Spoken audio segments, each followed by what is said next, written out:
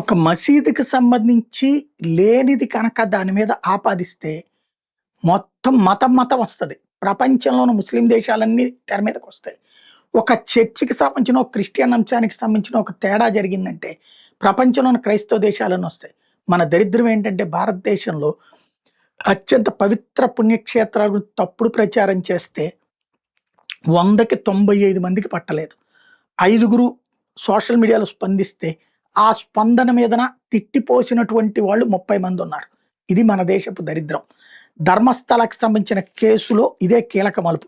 Dharmasthala అస్థిపంజరాల case రోజుకు ఒక మలుపు తీసుకుంటుంది.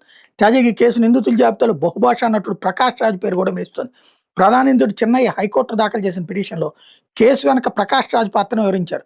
అయితే చిన్నయ్య ఆరోపణలు ప్రకాష్ రాజ్ తప్పుపట్టారు. అవన్నీ వదంతులు, అపోహలని, వాటిని నమ్మొద్దని కోరారు. హఠాత్తుగా ప్రకాష్ రాజ్ పేరు, ఆయన ప్రమేయం గురించి వార్తలు రావడంతో కేసు ఆసక్తికరంగా మారింది. ధర్మస్థల అస్థిపంజర కేసు దర్యాప్తు నివేదికను బహిరంగపరచాలని కోరుతూ కర్ణాటక హైకోర్టులో ప్రధాన నిందితుడు చిన్నయ్య పిటిషన్ దాఖలు చేశారు. విచారణలో పిటిషనర్ తరపు న్యాయవాది మాట్లాడుతూ నిజమైన ఆరోపణలు ఎదుర్కొన్న నిందితుల పేర్లు ఉన్నప్పటికీ సిట్ చర్యలు తీసుకోలేదని వాదించారు. అంతేకాకుండా ప్రాథమిక నివేదికపై సరిగ్గా దర్యాప్తు జరపలేదని, ఇప్పటివరకు ఎఫ్ఐఆర్ నెంబర్ 39/2025 దర్యాప్తు పూర్తి చేయలేదని కోర్టు దృష్టికి తీసుకెళ్లారు.